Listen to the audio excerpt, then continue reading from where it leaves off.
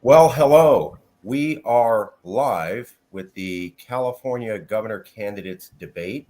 This is part of the California debate series. We hosted about 10 debates during the California recall election. We were able to get a hold of 25% of all registered and 25% of all declared candidates during the recall election.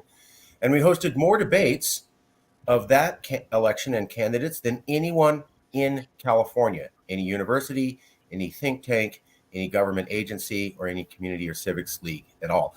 This time, we've almost closely reached out to 50% of all candidates who will appear in the upcoming governor's election. We're going to host at least two debates. One will be this Saturday. The next debate will be on the following Saturday at noon. We want to make sure to give everybody the opportunity to join, whether you're a Green Party candidate, an independent, a Democrat, a Republican, whatever stripe you are. We think that it's up to the voters to have the right to pick who's going to be their governor, and not the mainstream media and not pundits and not think tanks. We think you should be able to see what all the candidates are and then make up your own mind for yourself. There's a few amount of candidates out there. We have a variety of them here. Today, the candidates that we will be featured, and I'll allow all of them to speak for themselves in a few minutes, but scheduled to appear was Joel Ventresca. He's here with us today. Heather Collins is a little bit late. She's trying to join us now. James Hanink is here with us.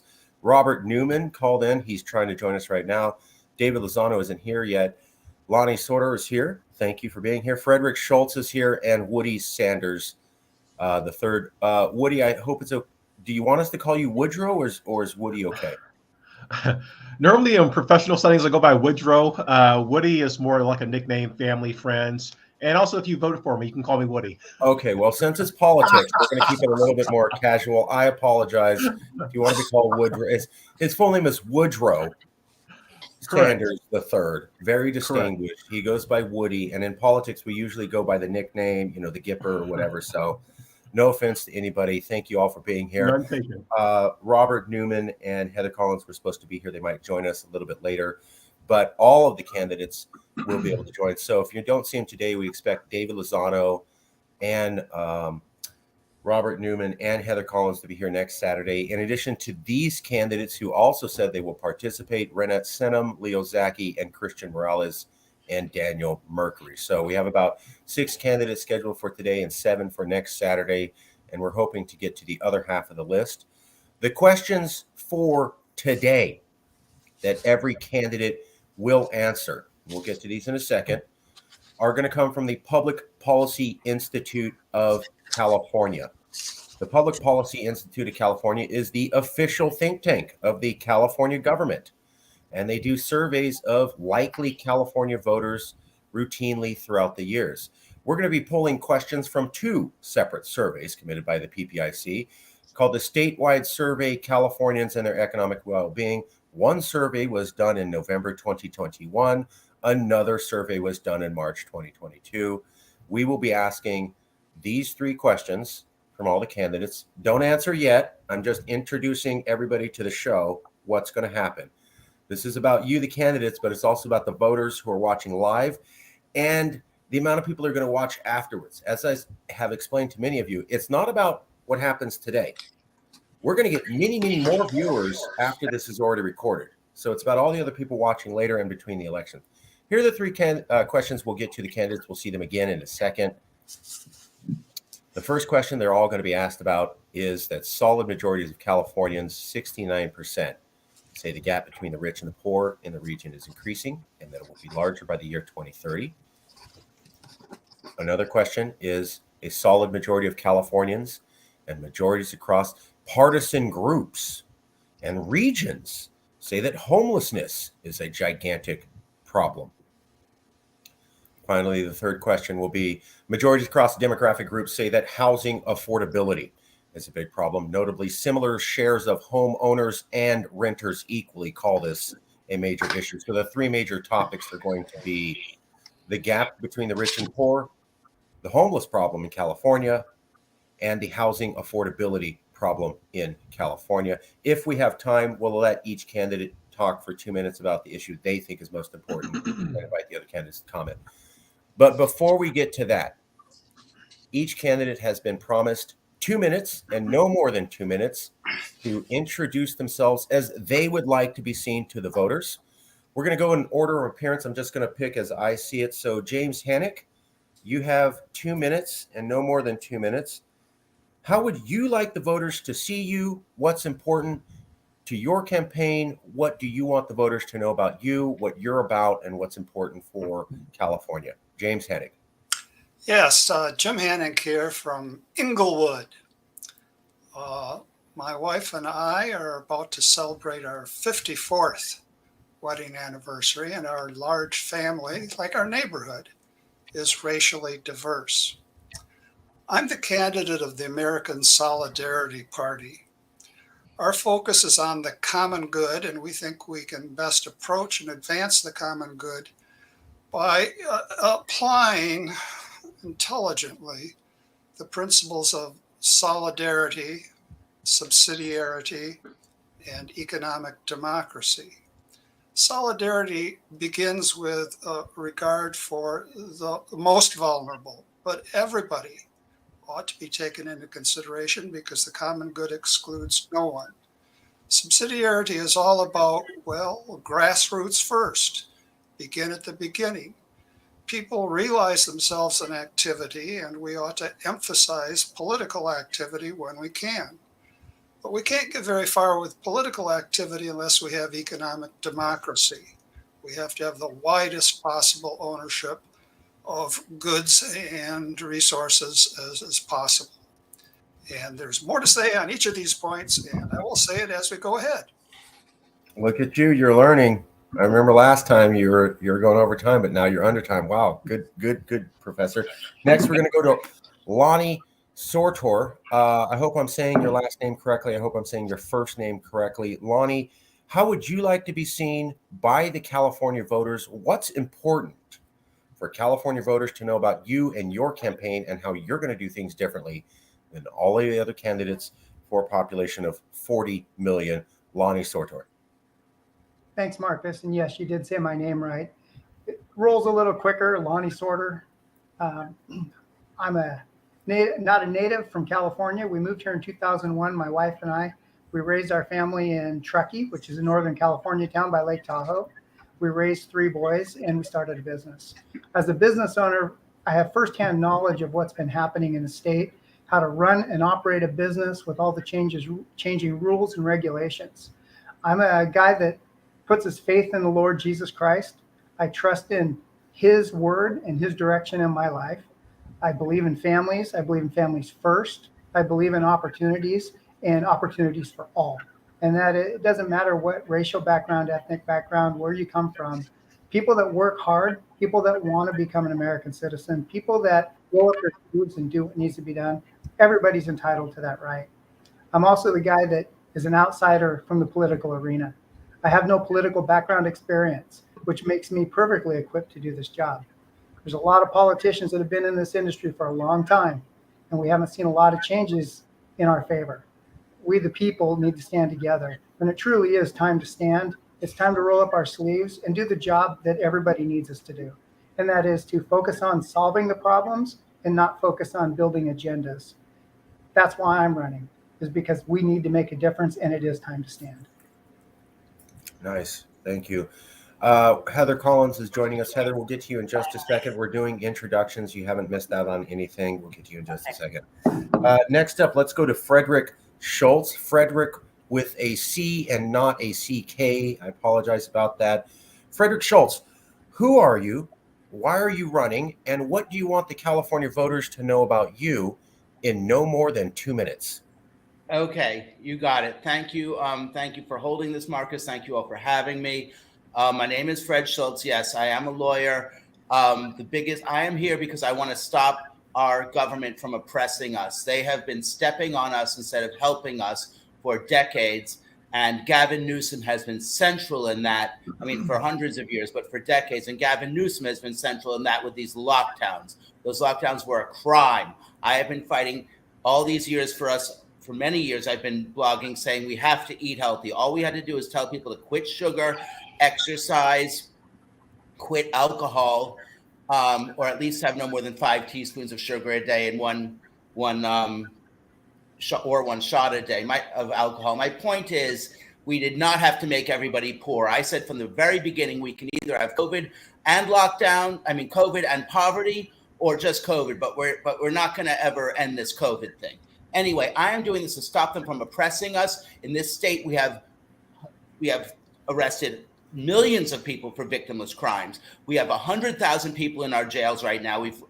Newsom has released 10 or 20,000. We still have over 100,000 people, most in for victimless and consensual crimes. That means they are slaves right now. That's why we have this poverty. When we got to stop this spying on us. When you have universal spying and you have crimes that make a majority of us, crimes on the books that make a majority of us, that define us as criminals, then you have the state oppressing us daily. And we have to stop that. That's the main cause of all the crime is these drug laws that make the prices go through the roof. I've had enough of this. And I want to make our state a democracy. I have to make USA a democracy. And I've sued for 3 years to give us equal vote. And as governor, I will sue to give our citizens of our state an equal vote of everyone in the country. And we'll go straight to the Supreme Court. And there's more, but that's a good start. Thank you. That was well done. You were 2 seconds shy of 2 minutes. Wow, you have an internal clock that's right on, I have to say. Frederick, no offense to anybody, just so that we don't get banned or anything like that, we do not endorse any statements on remedies or any medical advice in any capacity related to COVID-19 or anything like that. Just because Fred says it doesn't mean that we're technically endorsing that in any capacity. I just have to say that because they're booting videos off for somebody says something and you immediately don't contradict them. So hey, I'm back. I'm just putting that out there so this show actually gets out there and isn't taken down. No offense, and I'm not trying to color what anybody's saying. You're all for your opinions. Let's go to Woody Sanders. Woody Sanders, who are you? Why are you running? Why should people vote for you? What background do you have? And how would you like 40 million Californians to think about you between now and the day that they'll actually vote in the polls in no more than 2 minutes? Woodrow, who goes by Woody Sanders III. Please, how would you like California voters to know you? Marcus, thank you for that very colorful introduction. I actually share a lot in common with Lonnie. I'm also a Christian. I believe Jesus Christ is our Lord and Savior. I'm also a husband, father, also a small business owner. And also I've been fortunate to have lived in the state since 89. I'm running for governor because I think I'm among I think I'm the only candidate in this on this panel right now that has state government experience. I've worked in state government for nearly 17 years, and as such, I have a really unique perspective on what's wrong with state government. But also, part of the problem is that government is trying to do too much. One good indication of that is the fact that we have 235 state departments, and that is a huge red flag. Another problem is that we're not effectively utilizing our resources that we have, and as a result, we're not doing really any single thing really well. I'm running for governor because I have a passion for making the state work better for all parties. I truly want to serve the common good.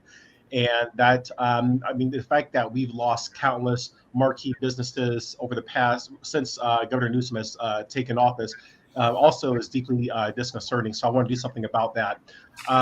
Oftentimes, politicians, both at the local, state, and federal level, talk about investing in infrastructure like roads, bridges, airports. That's all important, but the infrastructure that I'm equally concerned with is people, human lives, investing in them.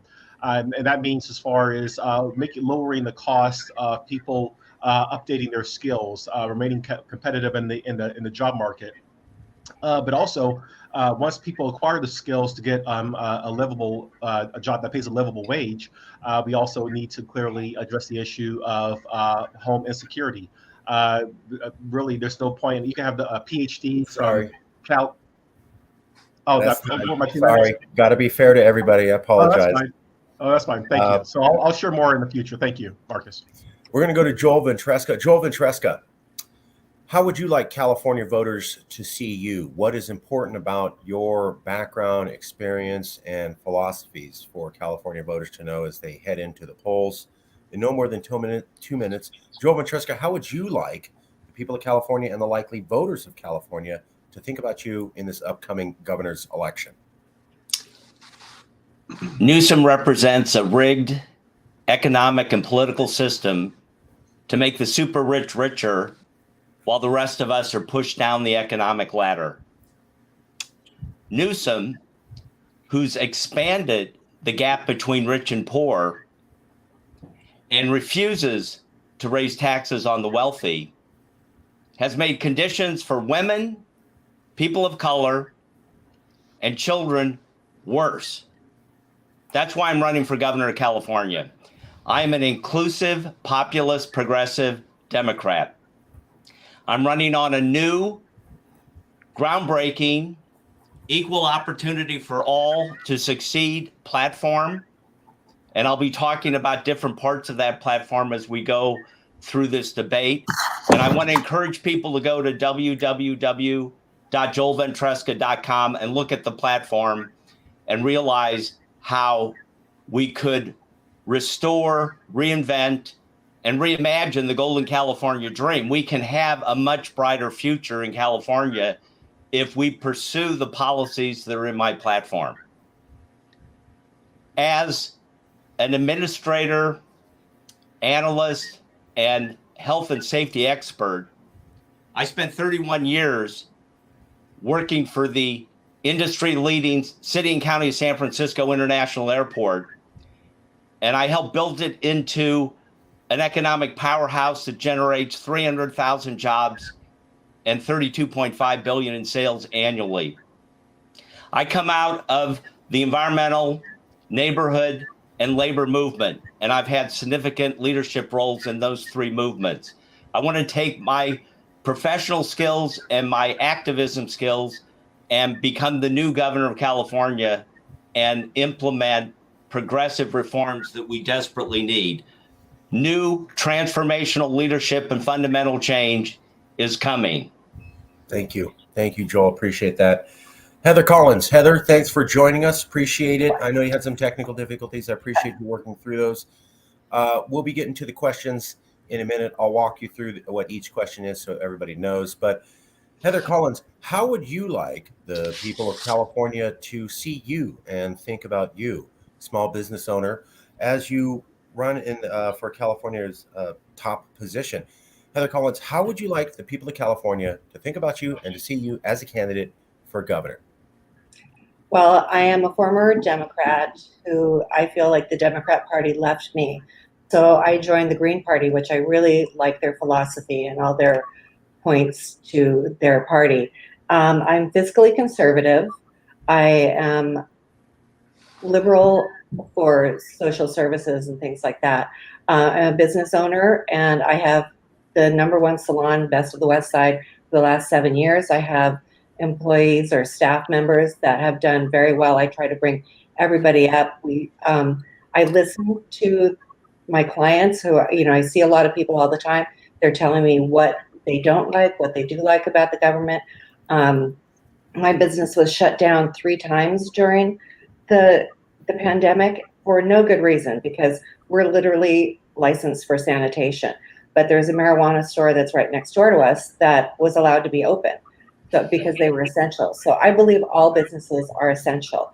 And by stopping the economy, more people around the world will experience poverty because of what happened in the United States and Europe and stuff like that. I think crime is out of control. I want to, make sure the police have more money, and I would like to have a day to honor those that wear a badge and serve and protect. I can't believe that we don't have it already, because they do horrible jobs. They have to deal with the worst of society, and like fire, police, sheriff, the highway patrol. I know that the homeless situation is way out of control. I have good solutions for that. I think education is the key to ending systemic poverty. I think that there should be financial literacy courses in each grade level so that, when... Sorry. Thank you. Apologize. Just try to be fair to everybody. Yeah. You'll have more time in the future. Okay, we're going to go to the questions. So every candidate is going to be asked 3 questions. The questions come from the official think tank of the California government, the Public Policy Institute of California, that routinely does surveys of Californians, makes predictions on policies, issues that will come into the future for California, and re-interviews likely California voters. They did 2 surveys recently. The statewide survey, Californians and their economic well-being. One survey was conducted in March 2022 and one in November 2021. We will be asking 3 questions from the Public Policy Institute's top 2 surveys. The questions were not generated by us. They were generated by the think tank, so they're impartial, and every candidate will be asked the same questions and be given the same chance to respond. Each of you will have about 1.5 to 2 minutes. That's the sweet spot, about 1.5 to 2 minutes for your response. Same thing, try not to go over your time. If you want to have your own clock, that's fine. Otherwise, I'll tell you. The 3 questions are going to be on the gap between the rich and poor, the homeless problem in California, and the affordability of housing for homeowners and renters in California. We're going to go with the big one first. Solid majorities of Californians, 69%, say the gap between the rich and the poor in their region is increasing and that it will be larger by the year 2030, about 6 years from now, at 64%. In addition to that, the gap between the rich and poor is at about 69%, and part of that is related to good paying jobs. About 79% of Californians feel there is an issue with good paying jobs. You don't have to include that in your answer, but if you have 69% of Californians saying the gap between the rich and the poor is a problem and 79% saying, by the way, we can't get those good paying jobs anymore, it's probably related. We're going to go in the same order, at least for this one. The first up is going to be James Hanink. Professor James Hanink, in no more than 1.5 to 2 minutes. How would you solve the problem between the rich and the poor, and why should voters believe that you understand the problem? Let me begin with a statistic. In 22 major companies, since the pandemic has begun, shareholder gains have outpaced those of workers by a margin of 50 to 1.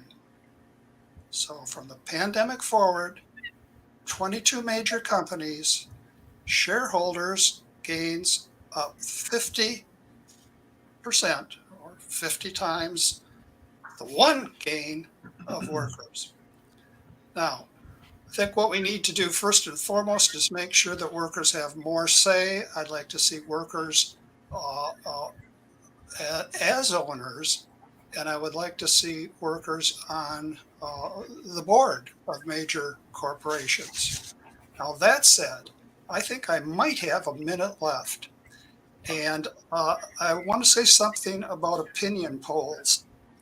A good place to begin, but we need to judge carefully.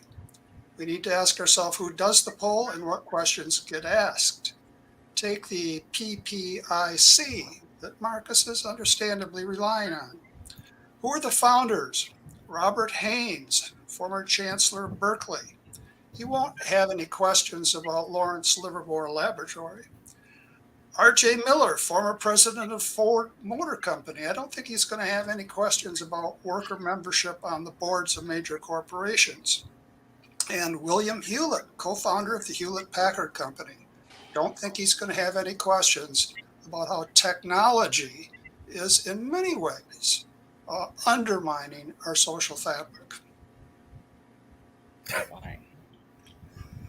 You know what? You give the award for originality. I have done about 12 of these debates, and I've never seen anybody go after the credibility of where the questions come from. That's great. I love it.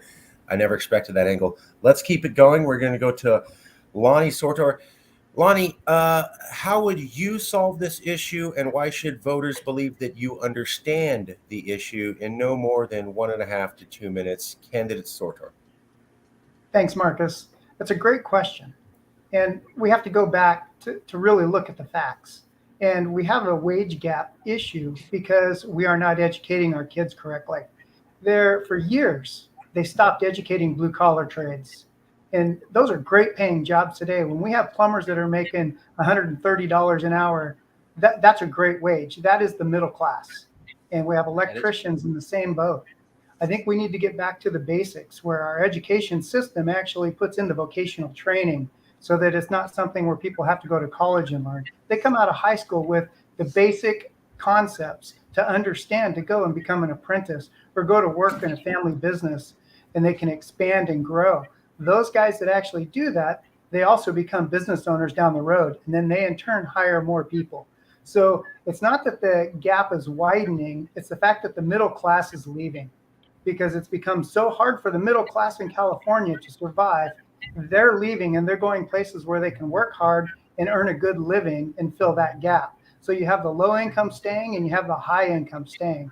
It's that middle gap that is the crux of the problem. They can't afford to stay here any longer, so they're leaving. That's why that gap is getting bigger. So if we start with the basics, keep people in the middle class here, get them trained, get them to fill those gaps, then we can solidify that middle class, have some great wages, and not have such a big gap. It's really quite simple. Wow. Okay. Succinct. Let's go to Frederick Schultz. Frederick, how do you solve this problem, and how can you demonstrate that you understand the problem? Okay.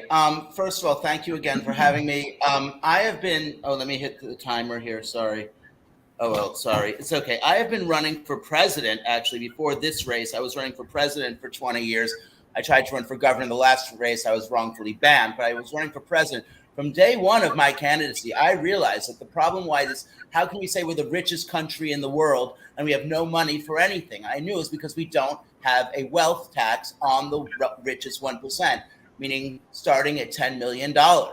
And I knew from day one, that would be a wonderful way to do this is we have a wealth tax, a small percentage over 10 million, more higher, getting over 100 million, 500 million, a billion. Bernie and, Warren, Elizabeth Warren, they copied me, but there's a small, tiny percentage of my wealth tax. And then we could use that to have free college, free trailers for the homeless, free trade school. When I say free college, I mean free public and private. Also, we have 1/4 of the nation's billionaires in this state, and they're probably the richest billionaires. So if we have a real wealth tax, we could actually even pay, for free college and trade school for everyone in the country, possibly. We certainly want to forgive student debt, too. I mean, that's very important. But all your questions are tied together: homelessness, housing affordability, wealth gap. But doing away with student debt, having free college, public and private, and having free trailers for the homeless and free trade school. These are all wonderful ideas that'll take us very far. And we also need more housing here in the state because we need but that gets to the housing question. But it's all tied in: wealth, housing, and we got to stop this war on drugs because that. We have millions of arrests per year in this state, and it's a crime, and it ruins people's lives. I want to pardon millions of people day one, and then they can work and have apartments, or houses. Thank you. A lot of specific policy prescriptions in there. Personally, I like that, but it's not up to me. Woody Sanders. How would you fix this issue, and how can you demonstrate to 40 million people that you have an adequate understanding of the issue that they should select you to be the next California governor? Woody Sanders. Sure. Thanks, Marcus. So I have firsthand experience just by living it, being a father, 3 young kids, living in Rancho Cordova. The cost of living, the cost of gas, the cost of basic necessities. I've seen that impact firsthand, like a lot of people. And several of the candidates on this panel have kind of touched on the main solution. We need to invest in education, not just a higher level as far as 4-year colleges and universities, but also in vocational programs, because frankly, not everyone is well suited for or really has or really needs to go down that route.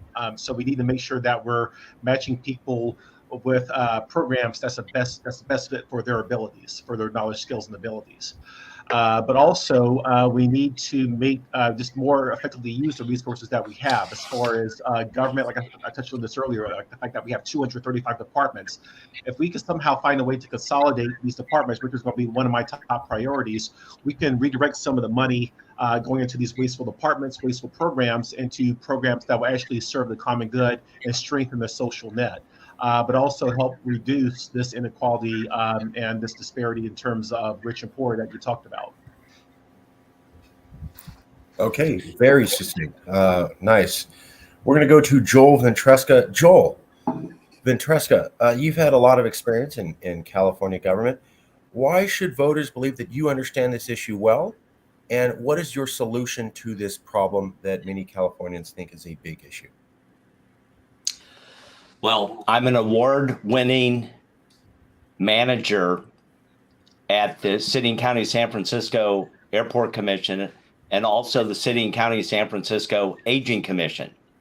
So I've dealt with poverty issues for a long, long time over my professional career. And also I have 50 years of activism and accomplishments working on getting changes that were needed to make the society better, to make the society more just, livable, and flourishing for all. So that's part of my background. Now, I'm running on a new, groundbreaking, equal opportunity for all to succeed platform. And at the top of that agenda, if I'm elected governor of California, will be to work with the electorate and the state legislature to enact free, universal, high quality healthcare, childcare, education, and job training, fully funded by wealthy individuals and corporations, federal, state, and local government revenues, and high income workers. And we will adjust how much money we need from those three parts of our economy to make sure it's fully funded. We can't do anything on the cheap. It has to be free, universal, high quality. And then this will ignite individual initiative and ambition, and people will see a path to higher paying jobs and getting to a brighter future for themselves and their family. I will also increase the minimum wage in the state of California to $18.50 with no exceptions, with every 12 months a cost of living adjustment to keep up with inflation, which is, we're approaching 9%, by the way. So we'll keep the minimum wage going higher and higher so people can move forward, and anyone who works full time will be making over $38,000. I'm also committed to ending homelessness, poverty, and economic inequality by changing law, regulation, and policies to make that happen. And I will get the job done if I become the next governor of California. Thank you. Thank you. Heather Collins, how do you understand that the issue between the increasing gap between the rich and the poor is a gigantic issue to at least 2/3 of Californians? And as governor of 40 million people, what would you do to solve that problem and shorten the gap? Heather Collins. Thanks. That's a great question. And that's one of my platforms also, because we're losing so many companies to other states, and they're taking good, high-paying jobs with them because the companies are overtaxed in California. We're all overtaxed in California. And the gas taxes are super high. That's driving people away. You go to any other state, and they have much lower gas prices, and their roads are good. We pay the highest taxes, and our roads are like the worst in the nation. But big companies are leaving with good-paying jobs because they're paying too much tax. We don't want to tax everybody to death. Taxing is not necessarily good to keep anybody here in the state. I think we're overgoverned. So there's too many restrictions and rules and everything like that that stop people from achieving more success. And I believe education is the key to ending systemic poverty. So I would like to give free local college or trade school to students that maintain a C or above average and participate in sports or work part-time, because I don't think giving anything away for free makes people appreciate it. I think they have to work for it. I think trade schools are great. I have a trade. I was never, as an immigrant woman, I was never encouraged to go to a big university. Was that my time? No, I'm sorry. I was. I thought you were doing this like you get an additional 10 seconds. Sorry. Okay. All right. So, like I said, I don't think anything that's given away for free is totally appreciated. So I believe people need to work, and then they can see what they can achieve.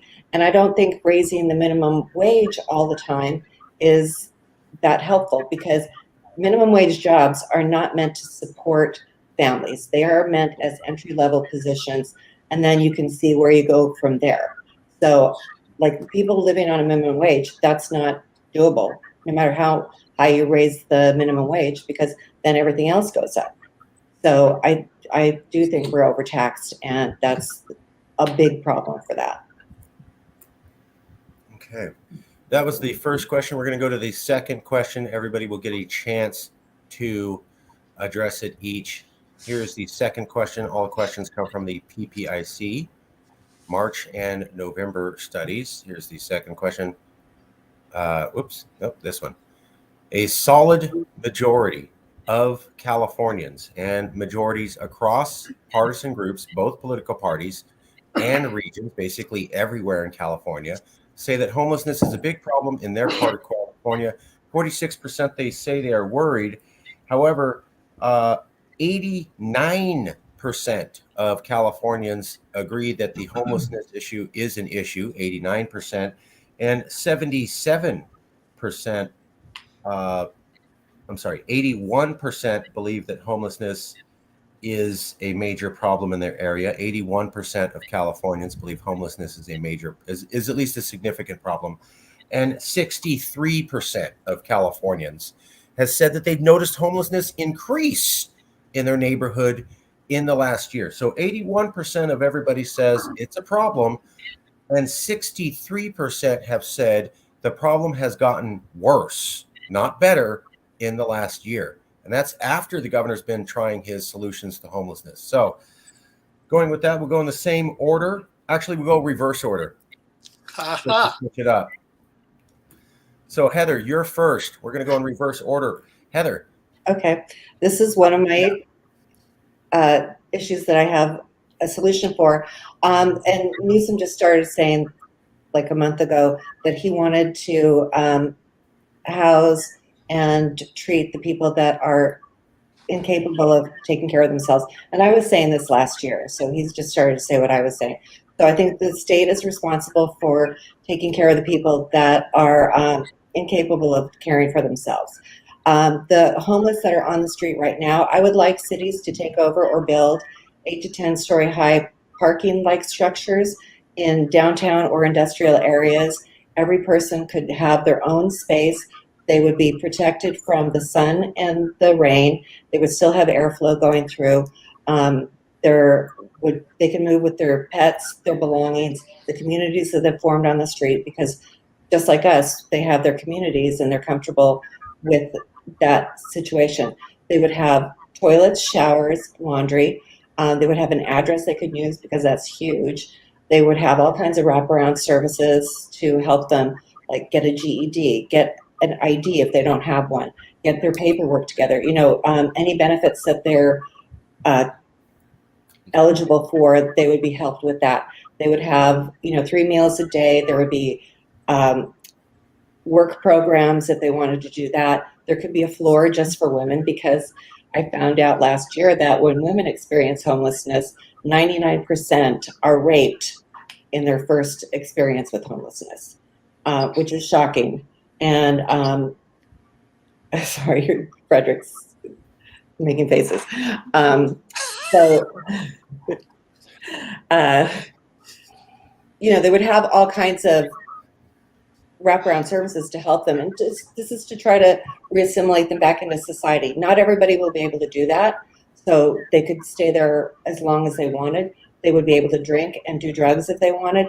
They just would not be able to manufacture or sell drugs. There would be security for them there and security for the surrounding neighborhoods. Thank you. Thank you. We're going to go to Joel Ventresca. Joel Ventresca, how would you solve the homeless problem in California? Well, as governor of California, I will launch a government-directed, government-funded, massive relief program.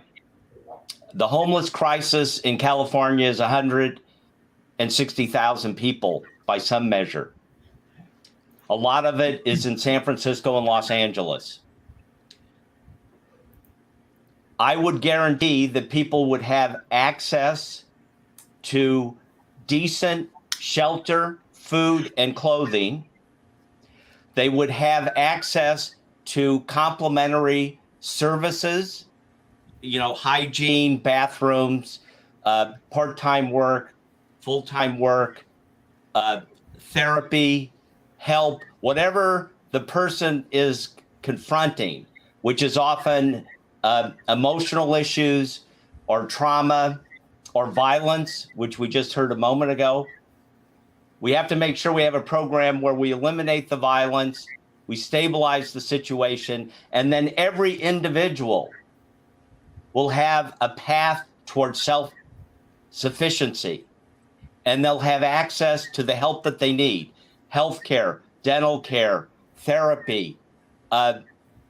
There will be people in groups that belong together. Let's say addiction people, or alcoholics, or mental health issues, or women, or people with pets. So we'll organize it so people will be safe, and then they will want to voluntarily participate in the program to get back to a better place in their life. And we need to do this because this is affecting our economy statewide. It's affecting our cities. And this, having so many people live in desperate situations on the street, it must stop. It cannot be tolerated in California. We're the richest country in the world, and we're the richest state in the nation.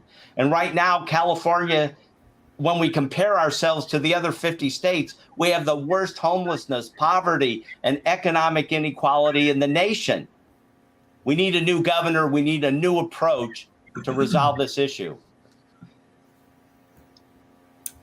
Fiery. Woody Sanders, how would you solve the homeless problem in California?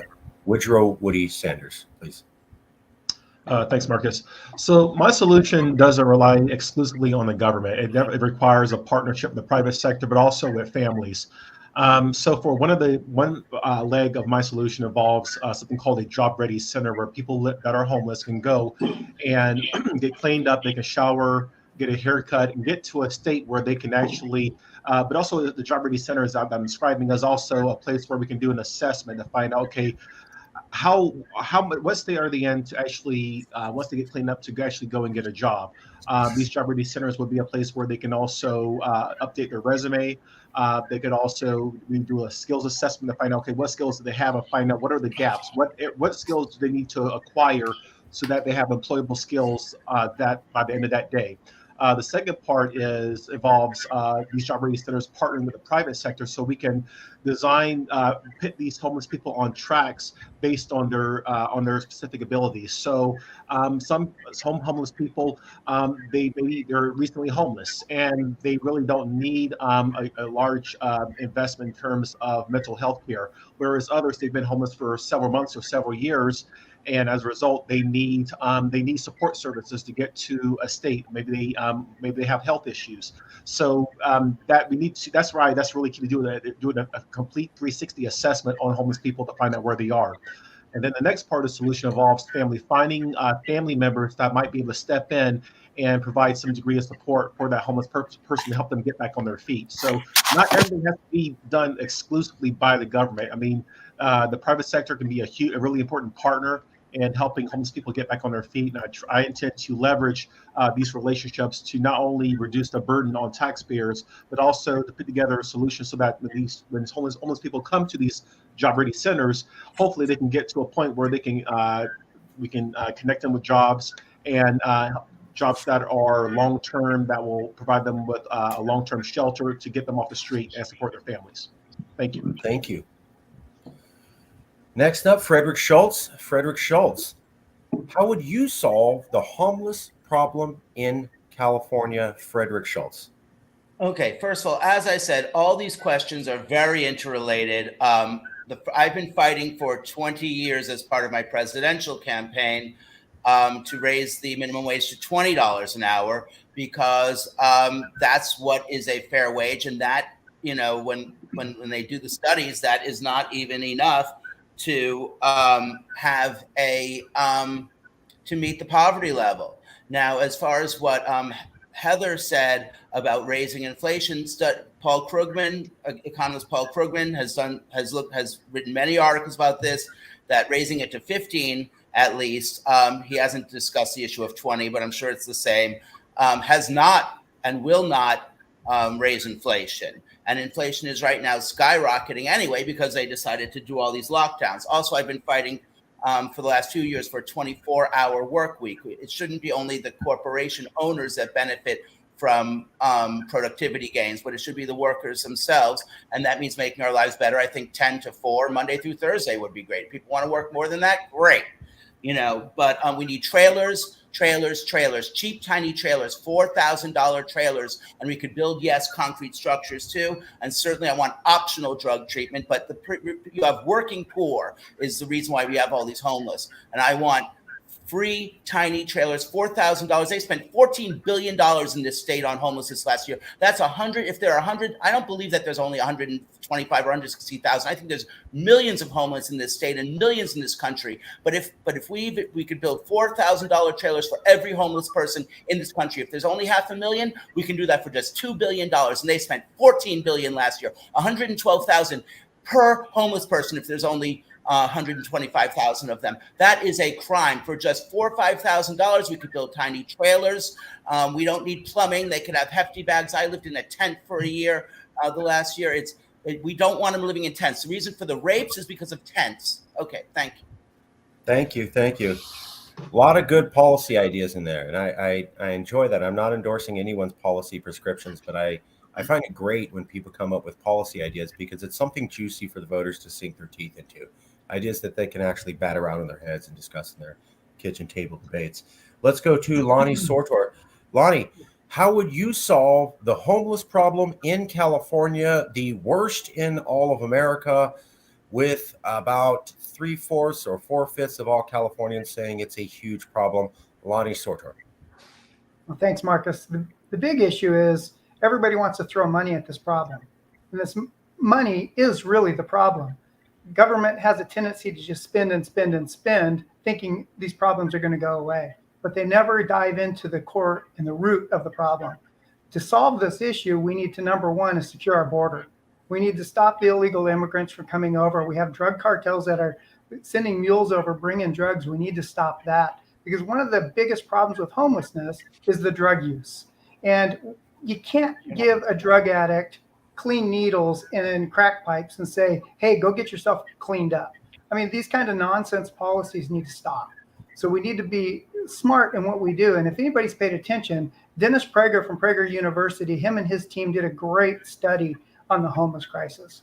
And what we need to do is we really need to focus on looking at the core problems, those roots, solve those roots or eliminate those, and then we can get people processed. And that, I mean, it's really only a handful of issues. So there's drug addicts, we have homeless veterans, we have people that can't afford housing.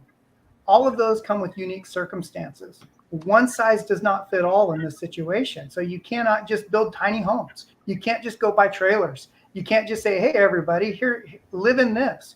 Because if they can't take care of themselves, how are they going to take care of that? And then every year over year, we're going to have to be replacing those, and it'll be more garbage.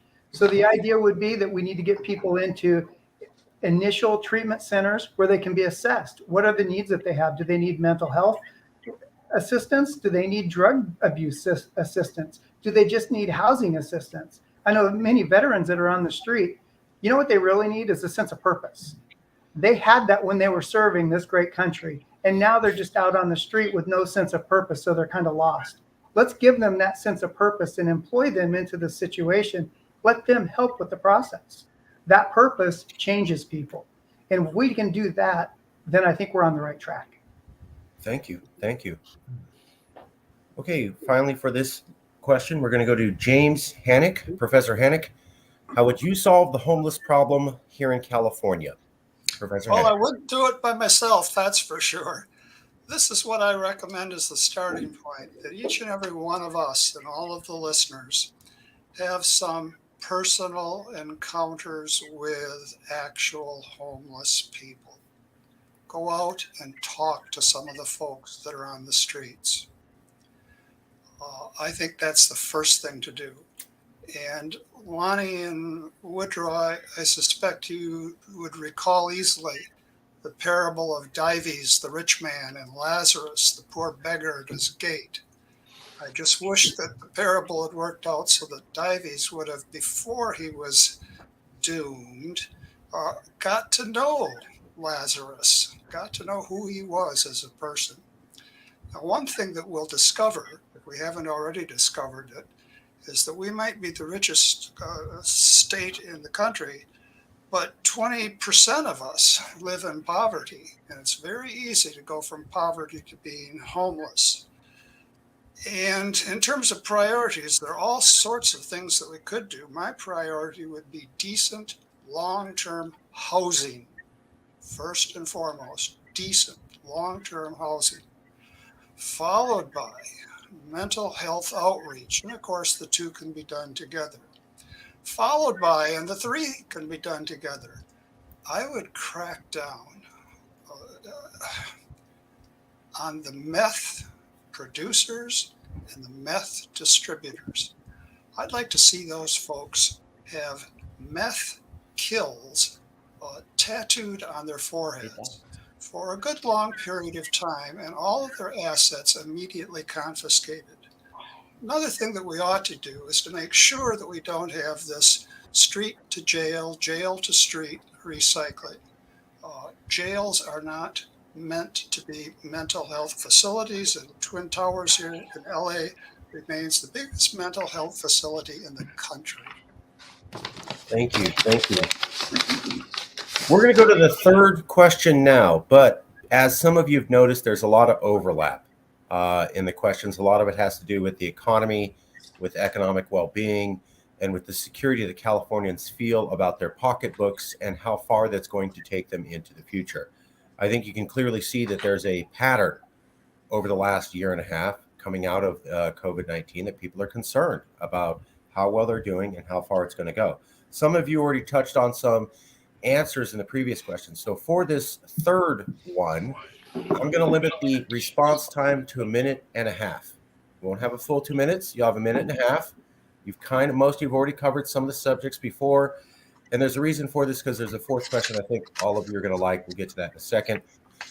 So the third question for everybody for 1.5 minutes is that majorities across demographics groups say that housing affordability is a big problem. Notably, similar shares of homeowners, 64%, and renters, 65%, call this a big problem. That's from the PPIC survey, March 2022. However, when we look at it, housing affordability is considered a problem to some degree by 89% of Californians. 89% of Californians, almost 90% of Californians view housing affordability as some sort of issue. 64% say it's a big problem, but almost 90% say it's a problem. Additionally, 77% of Californians worry each month if they'll have enough money to A, afford their house, or B, afford their apartment. There seems to be equal concern amongst renters and homeowners if they will not become homeless in the future. What would you do to solve the problem? And a little bit of spice, most voters who participate are homeowners or want to be future homeowners. How could you convince homeowners now, or potential homeowners, that you understand their plight. You get what it means to be a middle-class person who's trying to keep their home or trying to move into a home. And how would you make housing more affordable in general? We're going to make it a little bit more difficult. Each of you will only have a minute and a half to answer, not a full 2 minutes. We're going to go back to the original format with Professor Hanink. Professor Hanink, in a minute and a half. How can you convince voters that you understand affordability is an issue personally, why they should trust you on the issue, and how would you solve the housing affordability issue in California, Professor Hanink? I understand it personally because I began as a renter, persisted as a renter, rented, and only finally was able to get into a house because a friend of mine and I bought a duplex. And then we were able to go a little bit further. Now, what we need, of course, and we know this, is a huge increase in the number of houses built. We need more houses. We also need to repent of NIMBYism, not in my backyard. Yes, in my backyard. That's where houses should be built. Now, we have to look at the particular backyards, of course. When we're close to transportation hubs, when we're close to hiring areas, we ought to really loosen up the zoning laws. And I think that will help a great deal. Okay, wow. Under time, nice. Next up, Lonnie Sortor. Lonnie Sortor, minute and a half. Why should voters believe that you understand this issue, and how would you solve it? Sir, Lonnie Sortor. Well, this really is a great question. I intimately know how this works. Part of my background is a construction manager, and I run a construction management company. I also have 2 young boys that are of adult age, and they're struggling right now to figure out what their next steps are. I think we've entered into a time in our lives where the younger generations, it is a bleak outlook for them to actually become property owners. And that is scary because when people do not own property, they are not invested in building their communities. Part of building a community is when you own property, your neighbors own property, and you spend a majority of your lives together doing backyard barbecues, those types of things. The reason that is not happening now is because we're overregulated. They have put in so many barriers to building communities where it's still affordable. We have a supply and demand issue that is fabricated based on fear, where everybody says, if I don't buy now, then I'm never going to have a house, because they don't see the regulations coming down. They just keep passing new laws, new regulations. One thing they did do, which was add the ADU units available to put into backyards. Problem is, everybody's doing that, and now they're charging $3,000 and $4,000 for a 500 square foot ADU as a rent. They're trying to make money off of it. It's not what it was intended to be. So the regulations need to be changed, and there needs to be some policing in that aspect. And seeing developers, they should be approved for their developments as submitted. Thank you. Nice and tidy. A lot of specific ideas there. Frederick Schultz, minute and a half. How can you convince voters you understand the issue? How would you solve the issue of housing affordability in the world's 5th largest economy? Frederick Schultz. Okay. First of all, I forgot to mention, 20 years ago, I was making a lot of money playing the Sox, and did donate a lot to start the Academy for Jewish Religion of California in LA, which has created, over 100 rabbis and cantors and chaplains. So I just wanted to mention that. I forgot to mention that. As far as, I have been up and down myself. I never owned a home when I was making a lot of money. I was focused on helping others. And then I sadly, lost it all. And yes, I was homeless. I was sleeping on the beach for about a year. Finally, my parents were like, come on, we have a room in the house, But the last year, even we've been doing work here, I didn't want to sleep in the house. I've been sleeping in a tent in the backyard for a year. I just want my privacy. I understand the urge to want your privacy. My point is housing affordability. Yeah, we need massive building. We can't just allow single family homes everywhere. It's ridiculous. We have to think about building them in huge amounts. And when I talked about trailers for the homeless, that's just because that's all we can afford now. We need federal programs to spend trillions for real housing for everyone. And we also need to build tons of, yes, affordable housing. I read something in the LA Times the other day about using golf courses. George Carlin suggested that in Palm Springs 30 years ago at an event, and half of the Palm Springs people in that auditorium walked out. Yeah, we need housing more than golf courses. And if we even have to open up some small percentage of state land to do this, yes, we have to do that. We have to do whatever it takes to make sure that people in this state can afford a home and people in this country can. It's not right that people have to worry about being homeless or paying every dime they earn to rent. It's just, and then starving, or paying and not having any money for medicine. It's not right. Okay. Thank you. Thank you. Very passionate. I like that. Woody Sanders, how could you convince California voters that you understand their plight as a middle-class homeowner or renter, somebody who wants to own a home? And what would you do to ensure housing affordability for all renters and potential homeowners and existing homeowners? Woodrow Woody Wilson III. Well, Sanders. Sanders. It's okay. Sorry, my bad. It's okay. That's my It's mistake. okay. Sorry, I'm No, a it's history okay. buff. I just immediately went there. I'm sorry. It's okay. I've been called far Woody worse. It's okay. Sanders, I apologize. It's Your time okay, Marcus. starts It's now. okay. My apologies. So to answer your question, I was fortunate enough to move into my first home about 6 years ago. Before then, I had rented it for a number of years. And I know the challenges that come with getting your first home. Part of the problem, and one of my, I think it was Professor Hanink that touched on this, is there's this NIMBY attitude. We need to do away with that. We need to change the zoning laws because even though I think California is like the second or third largest state in the union by square footage or by square miles, we just need to live up to our values. I mean, as you know, California is a very blue state, and we need to make sure that we're compassionate and show a certain degree of empathy for people that are less fortunate. So that means changing the local and state laws to make it easier for municipalities to construct and build, successfully complete multifamily projects. Another part of the issue is the government has a really limited role in minimizing the cost of the inputs that go into building homes.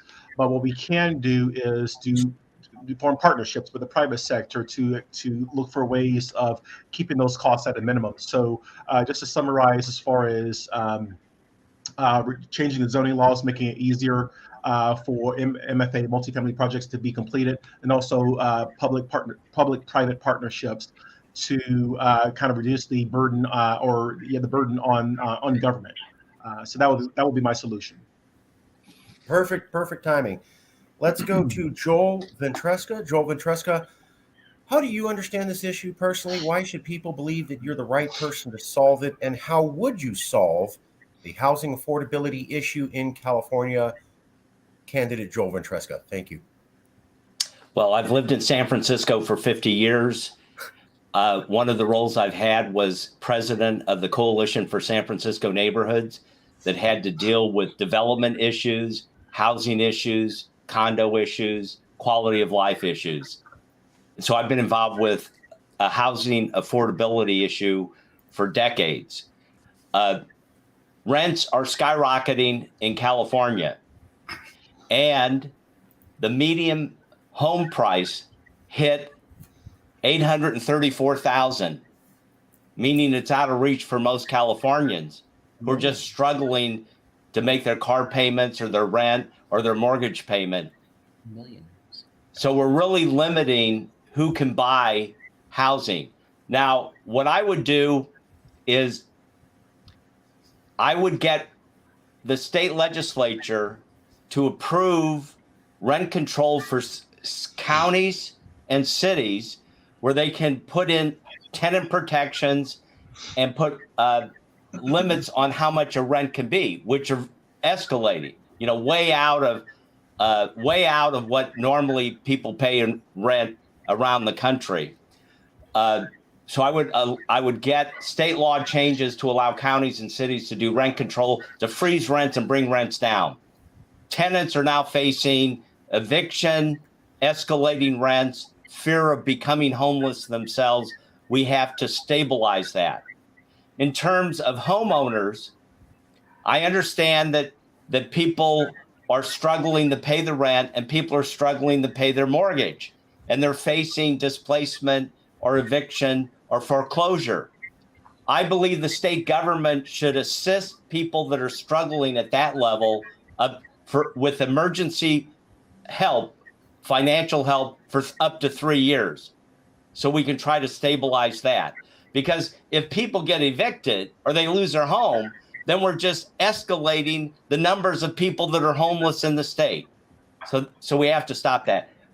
We also need to build large-scale, multi-unit, permanent, affordable housing in our major cities near transit centers. Thank you. Appreciate that. All right, Heather Collins, minute and a half. How would you solve the housing affordability issue? Why should voters believe that you adequately understand the difficulties that they face? Candidate Heather Collins. Well, I am opposed to larger government, but I do think this is something that the state would have to take on themselves, because if you let people have the little granny units in the back or ADUs, they're going to get as much money as they possibly can for the rent, and that's not necessarily helping, rent affordability. And that's their right. It's on their property. They can charge as much as they want. But I think that the government should build, or there's little container homes that can be stackable. They have, a bedroom, a bathroom with a shower, a little tiny kitchen, and they can be put on lots that you can have a lot of them, stack them. The government would then be able to charge the rents, and those would be lower rents. So people that are just, graduating from college or something, or foster kids that are aging out of care, or low-income earners that need to live near their work, I think those would be good for them. And it circles back to education as well, because the more you're educated, the better you will be able to do well in life. Education equals more money, better jobs, that sort of thing. And a financial literacy course where you can't buy a house if you don't have a good credit score. And if you don't know what your credit score is, or how to improve your credit score, or how important it is, then you're never going to improve your life. Okay, thank you very much. Now we're going to get to the fun part. We're going to be stopping at 1:30, but all of you have been able to answer the same 3 questions and show a prudent and rational understanding of at least the top issues to Californians, according to the PPIC. But voters have to pick which one of you is the right person. They can't pick all of you. They've got to pick only one of you. We're going to do the next section. It's going to be a little bit more aggressive and uncomfortable than the previous section, while still keeping decorum.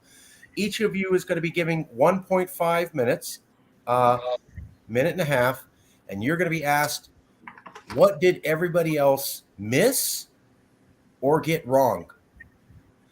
What did you show in your answer to any of the questions? How you understood the issue better? How did the things that other candidates say show they didn't have the right solution? Or perhaps in the introduction, none of the people captured the key issue that only you seem to know was important. What is it the other candidates missed in their responses or in their introductions as far as how to fix the answers, or what's the plausible answer, or what is the major issue? Voters need to know why you get it better than anybody else. Please be professional and respectful, but please do not be shy in pointing out how other candidates missed it or didn't get it right. Voters have to know why you're the right choice and why those other people aren't. Any candidate that you mention will get a 1-minute response, not a full minute and a half. But if you are mentioned by a candidate, you will get a minute to respond specifically to that thing they talked about with you. And so, yes, we are asking you to talk about other people. I'm sorry, but this comes to the fact that, politics is a little bit of a blood sport. We can keep it with a lot of decorum, but ultimately it comes down to 99% of everybody trying isn't going to make it. Only one person gets to be on the top of the hill. Help the voters decide and let them know that you really believe your candidacy is the best. We're going to go in the original order. James Hanink, minute and a half. What did everybody get wrong? What did they skip out on? What were the issues they didn't see that only you saw? How come you're the top candidate out of everyone here today, or anyone that the other voters can choose? No more than a minute and a half. James Hanink. Well, my fellow candidates are certainly no worse than the Los Angeles Times. In fact, I think most of them are considerably better than the Los Angeles Times. The key issue is what's involved in the common good, and what's involved in the common good is regard for everyone. This means that we have a pro-life for the whole of life position. The American Solidarity Party has a consistent ethics of life. We're happy to see that most people understand that capital punishment is a mistake. We're sorry to see that most people, including the governor, have no idea or won't address the question of the nuclear stewardship of Lawrence Livermore Laboratory, which involves maintaining mutual assured destruction. We're appalled to see the ready acceptance of abortion, and now under Newsom we have Abortion Hub as the goal for our city. What we should do is be spending more money on pregnancy crisis centers. We're also appalled to see that, and it's been in the wings, a move towards infanticide. AB 2223 says that no one should interfere with any problems that are abortion related that have to do with the perinatal period. What's that? That's the first 20 days after birth. So what's Stop. into Thank you. infanticide? Thank you. Okay. Next up, Lonnie Sortor. What did you talk about that no one else did? What issues did you capture that no one else did? You can name other candidates. What did they get wrong in their solutions to these top issues of concerns to California voters? Please be professional, but also please don't be shy. Lonnie Sortor. Thanks, Marcus. You know, one thing that came up, and Frederick pointed out to it, that we need government to do more. We need government's involvement. We need free education. We need all these free programs. I want to make a point that nothing is free. When somebody is selling you a bill of goods that says this program is free, it is not free. Government does not make money. Government takes money. And we have seen that year over year in California. And our current leadership just continues to take and take and take and pile it on. Our taxes are so high. So anything we do that's so-called free to the people, it is really the burden on the taxpayer. So that's one part that I think was missed. But I agree with James Hanink. I also think that we need to be pro-life and pro-family. And an abortion sanctuary state for California, that is nothing more than a state of emergency, mandates. That's a complete power grab. And that is trying to lean to the left to get the left for votes. You know, there's false promises on both sides. But what we've seen coming out of Newsom is a bunch of false promises on things that he's made commitments to. And that comes down to who's funding the campaigns, where's the money coming from. Planned Parenthood is one of his biggest supporters. So he has to back those policies. Thank you, Lonnie Sortor. Okay, next up will be Frederick Schultz. Frederick Schultz, what are the top issues? What did everybody miss? What did you get that they didn't see? Why should the voters understand that you are the top candidate? Frederick Schultz, no longer than a minute and a half. Okay, thank you. Sorry, I'm just starting my timer now. First of all, Mr. Sortor just said to me something about that nothing is free. I said a wealth tax of 1%. That means that I want to increase the taxes on the richest 1%, a few percent over $10 million net worth, you know, a few more percent over $100 million. But I want lower taxes or no taxes for everybody who earns under, say, $75,000 or $100,000. I want to certainly do away with the sales tax and the gas tax and all that. Those are regressive taxes, taxing everybody more. Even these marijuana dispensaries, they charge a 30% tax. Well, that creates crime. That's what none of these other candidates, what did they not talk about? They did not talk about that we have the right to do to our own bodies as we wish. Thomas Jefferson said, the legitimate powers of government extend to such acts as are injurious to others. That means if you're not robbing, if you're not hurting somebody else, you have the right to do to your own body as you wish. As far as abortion goes, I am sorry. A fetus is not a baby until it's born. That means until the second a woman gives birth, she has the right to do to her own body as she wishes. Roe v. Wade is wrong. It says that in the last trimester, a woman does not have the right to do to her own body as we wish. We have to stop oppressing the people of this state, stop arresting us for hurting ourselves, maybe, and leave us alone unless we're hurting or robbing someone else. Thank you. Thank you. Keeping with the rules, Lonnie, you were mentioned specifically. You were the only one mentioned. You will be given a minute response to Frederick Schultz. 1 minute response, Lonnie Soto. Thank you. Frederick, respectfully, I disagree with you. I understand your position because a lot of people hold that. But my position is a right to life. And a fetus is, as soon as it's in conception, conceived, that moment it becomes life. God's the creator of life. God's the giver and the taker of life. And it's the whole sanctity of life. That is my belief. The good news is we're entitled to our opinions. And part of being a good leader is being able to communicate about that without getting angry and without overstepping bounds. Your opinion should not be forced upon me, such as mine should not be forced upon you. And so that's why I respectfully disagree with you, but I still value your opinion. Wow. Decorum in American politics. You don't see that very often these days. We're going to go to Woody Sanders. Woody, what did you get right? What did you focus on that no one else did? What was wrong with the solutions from any of the other candidates that you heard today? Why are you the best person who gets it the best? Woody Sanders. Well, because of my background in state government, Marcus, I think it's important that people not have unrealistic expectations with regards to state government. At least two of the candidates on this panel talked about raising minimum wage. While I'm all for paying a livable wage as far as entry-level jobs, we need to be careful not to encourage more businesses to leave the state. There's at least one bill going through the state legislature that would raise the minimum wage, if I'm not mistaken, up to $18.50 an hour. And I believe the Chamber of Commerce, the California Chamber of Commerce, there's like 13 or 14 different laws that they all strongly oppose. So while government can certainly have a role in making sure that workers have good conditions where they can thrive and make a livable wage, it's important that we not pour gasoline on a house that's already on fire. And the state's house is clearly on fire when you look at the number of businesses that have left the state since Newsom took office. So we need to create laws that are business friendly. We need to, again, have realistic expectations with regards to the role that government and the private sector can play. My solution relies primarily on making it easier for people to pursue higher education and not go into a crushing debt for it. So as governor, I'm going to look at ways of reducing the cost of tuition, that also includes the cost of books. I mean, the cost of books is clearly out of control. And as governor, that's one of the top things I want to challenge or tackle if elected.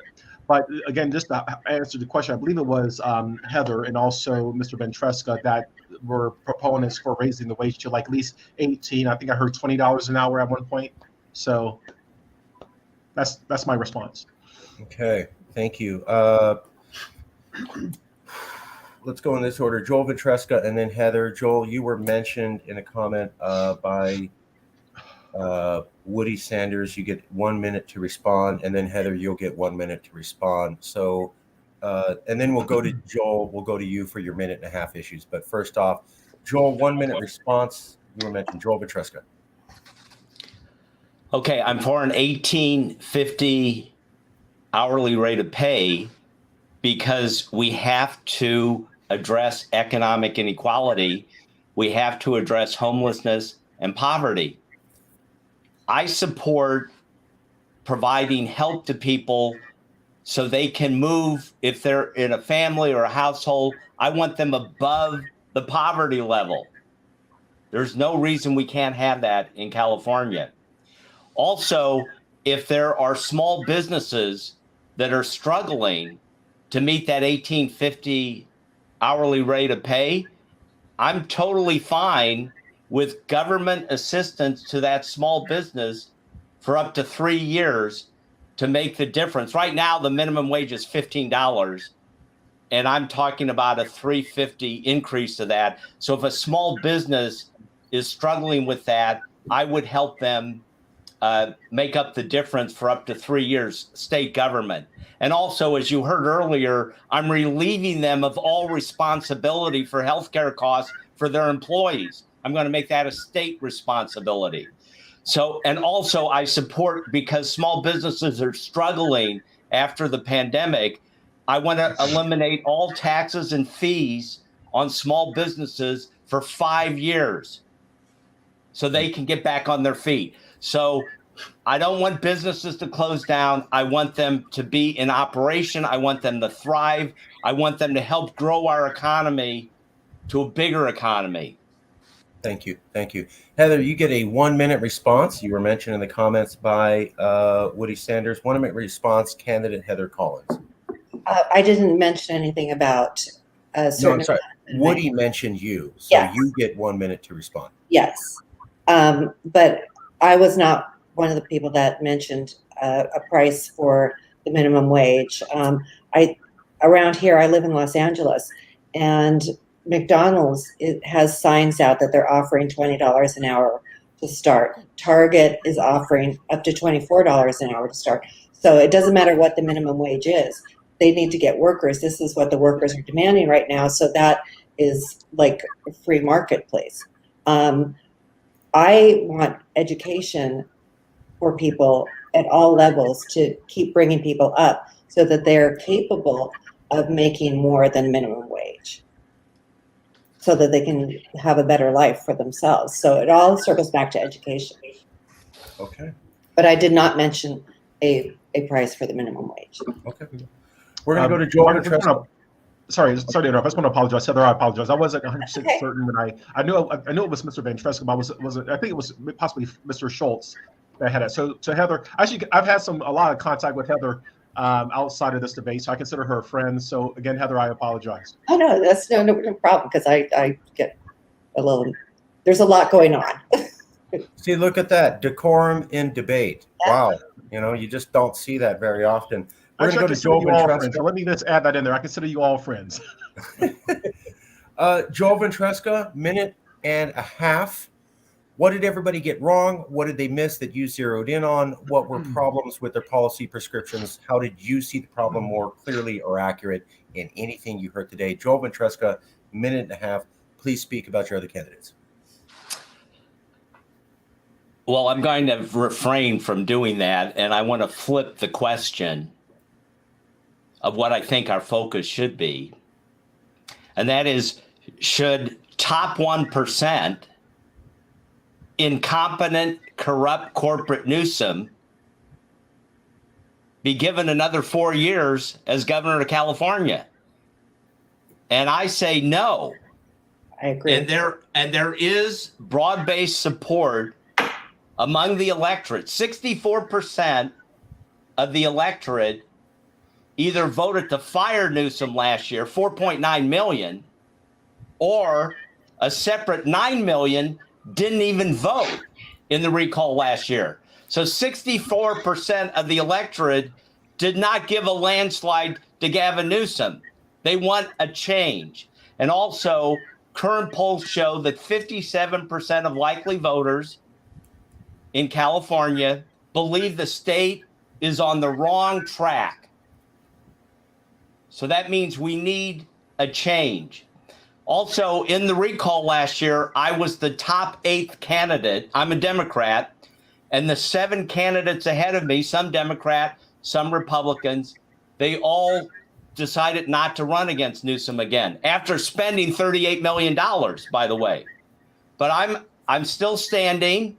I'm still willing to work with Democrats and Republicans and independents to address the tough issues facing California. And I want people to think about, we need a new governor.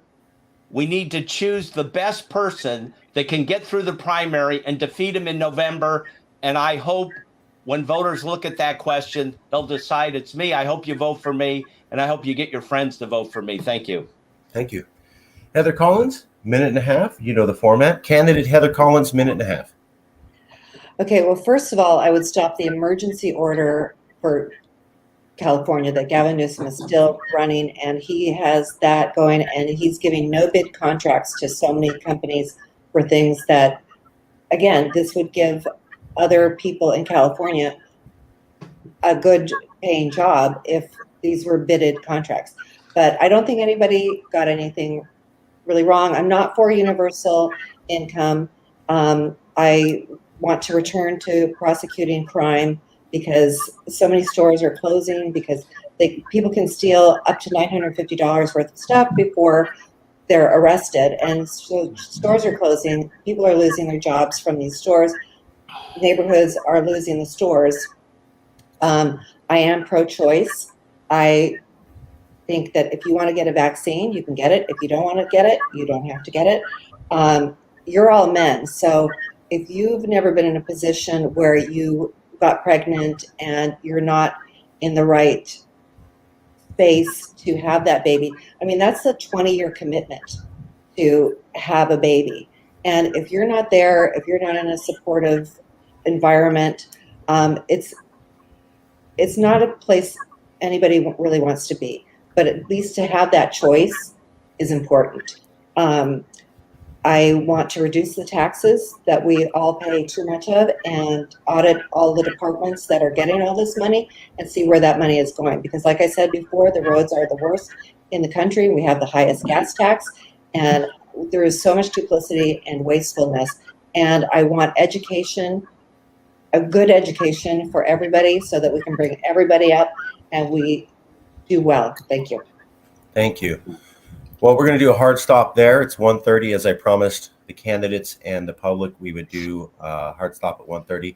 You've heard from multiple candidates. Their names are on the show. I will make sure to all the candidates that you get an email from me of this video. So you'll get an email today or maybe tomorrow at the latest. It's also on my channel, but I'll email each of you a copy of the video so you have it. You can share the video. The degree to which you help promote this video promotes you. The more people who watch the video, the more people talk about the debates, the more candidates participate, the more people talk about your performance in the debate. We were pleased to have Joel Ventresca, Heather Collins, James Hanink. Robert Newman II was going to be here. He wasn't able to make it. He'll be here next weekend. David Lozano will be here next weekend. Lonnie Sortor, Frederick Schultz, and Woody Sanders III. Join us next week for Reinette Senum, Leo Zacky, Christian Morales, Daniel Mercuri, David Lozano, and Robert Newman. Everybody. Marcus, yes. I was mentioned by two of the other candidates and wasn't given an extra 2 minutes. Could I have an extra 10 seconds, please? Because they mentioned me. Okay, Sure, I'm sorry.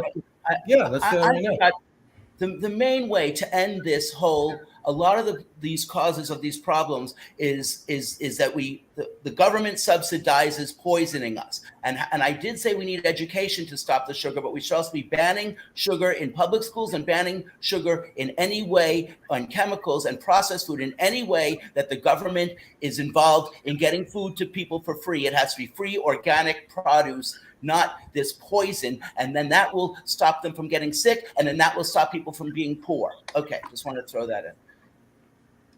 Thank you.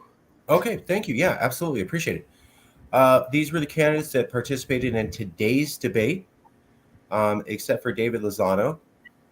Next Saturday, we'll have additional debates. Depending on how well things go, we might have more candidates brought back for a second round. We definitely want to give every candidate who's registered the chance to answer the same questions. Once we get all the candidates to answer all three questions, we might invite you all back for another round of even new questions. We've got to make sure we get to everybody, though. Thank you all for participating. Please help spread word of the debates. As you have noticed, there's a media blackout on elections. They just don't seem to cover them like they used to. And if it's not up to us in the public sharing the information, it appears increasingly so that the voters simply won't be able to find out much about the options that are available to them. Appreciate it all. Thank you all for coming, and expect an email from me today or early tomorrow with a copy of this video and asking you to help share promotion. And thank you for your participation. I appreciate Thank you, Marcus, for having us. Thank you. Thank you, Marcus. Marcus. Thank you. And Thank you. Thank you all so much. But thank you, Marcus. It's really great.